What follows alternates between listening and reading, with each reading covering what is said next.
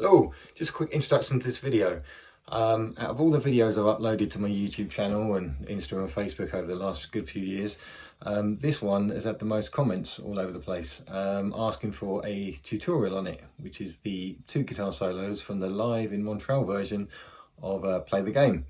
I did the original video about 2.5 years ago, just unaccompanied in my front room, playing it, and I thought that would be enough actually for anyone who wanted to learn it. Just they could see my fingers and they can hear the notes I'm playing. You know, there's nothing else going on to work it out, which is what I did from the record.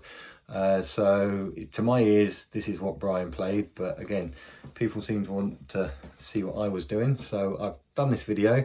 I've done a full speed version, half speed, well, slowed down version, and then broken it down into sections for both solos, so hopefully you can see what's going on.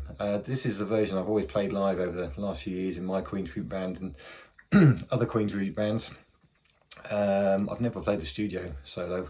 I find live in Montreal one a bit more interesting. So this is the one I've always played, and hopefully I will be playing again soon when we're allowed to play shows. So anyway, here we go. Cheers guys.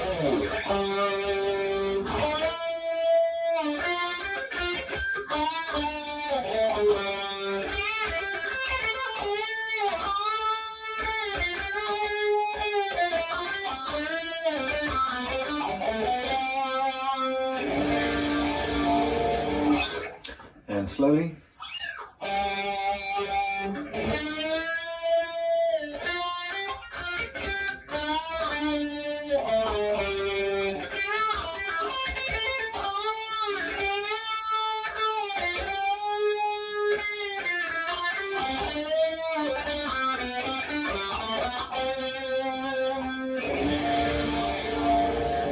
Okay, so the solo starts on a G note played on the 5th fret of the D string with vibrato, and then we bend the D note on the G string 7th fret up to the E. We don't just bend it normally, we add a little rake, which Brian does a lot to bent notes, which means we sort of catch the lower strings before we bend the note. Adds a bit of grit and dirt to it. So we just smoothly, we sort of hit these strings to get there. So we got, then we play the 6th and 8th frets on the B string. The first time we play it is quite smoothly. Second time we kind of staccato it and dig in a little bit. So it's kind of, and then we bend the 7th fret of the G string again and release it. So we got,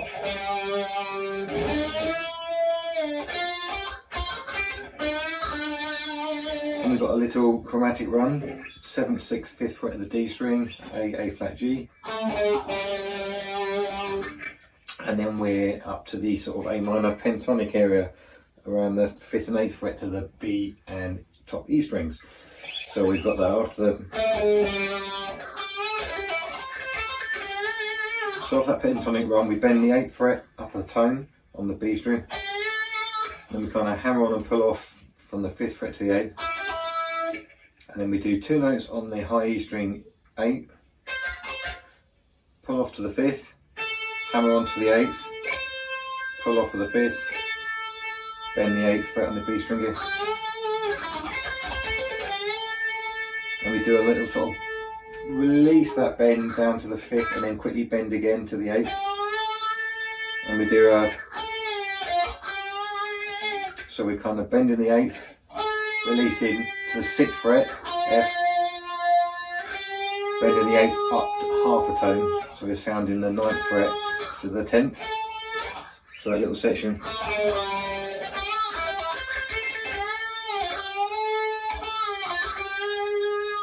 Then we release that again, so that's releasing the 8th fret down to the 6th,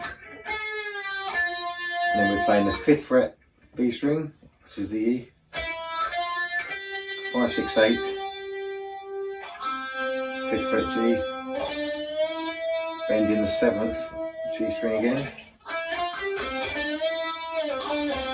and that's bending the 7th again and releasing to the G, so 5th note on the G string, which is the C.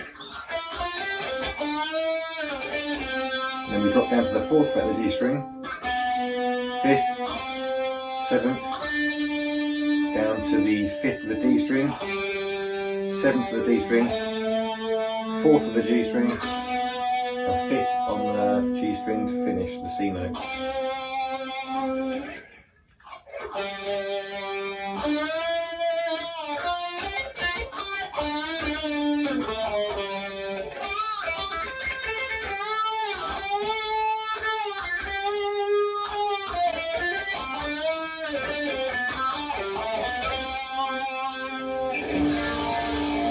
And the G minor to finish for the last chorus. Okay, the second solo goes something like this.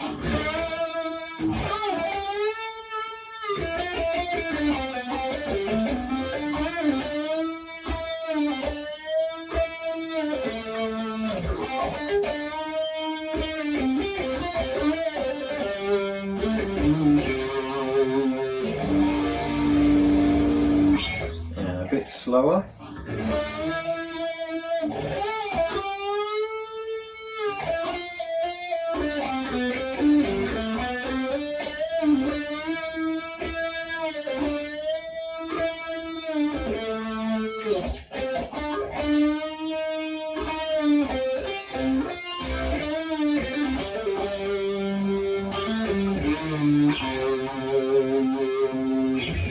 Okay, so we start off with a raked bend on the 7th fret of the G string, going from D to E. And then we're bending the 8th fret of the B string, releasing to the 5th fret, and then keeping the bend on the 8th. So that together is vibrato again on the end of the bends.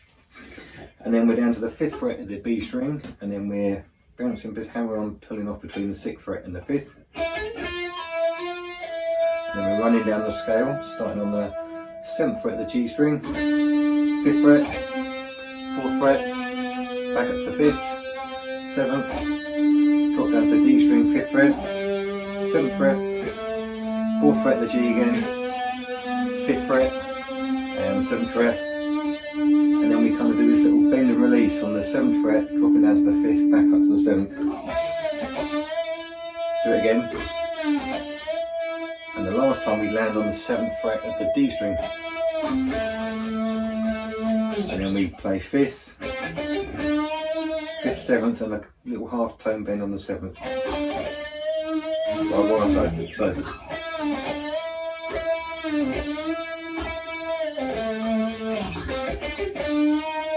And then we release that again to the 5th. And then we kind of use this pedal tone idea, where the first finger I keep on the C note on the G string at the 5th fret, little finger on the 8th fret of the B string. So I start with a,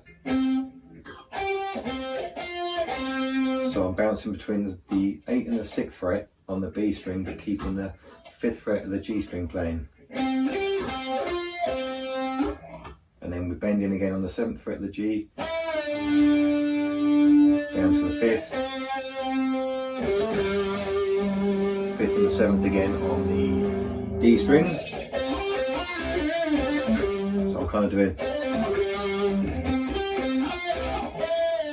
quite hard to explain slowly, my fingers just do it. And I'm kind of hammering on. So it's all 5th and 7th on the G and the D string.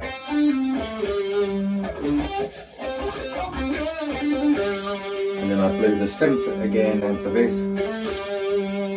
A little quarter note bend, a bit bluesy on the 5th fret of the A string. And finish up on the C note on the A string, 3rd fret, and then G minor chord where we finish the song. A flat, B flat, C. Okay, so that whole thing again is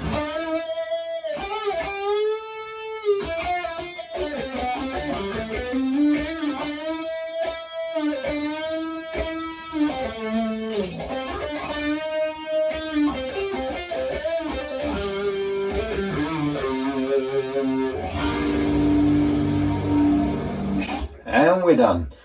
I should just mention, on the second solo, I use the neck and the middle pickup in phase, a bit smoother. For the first solo, I have all the pickups on, but I keep this one out of phase, just gives that a little bit more bite to it. And everything was using the Amplitude 5 Brian May settings, and you probably heard the subtle Fox phaser going on in the background, which he would have used for this live show. And the Brian May Guitars Cat treble booster. That's it. Thank you.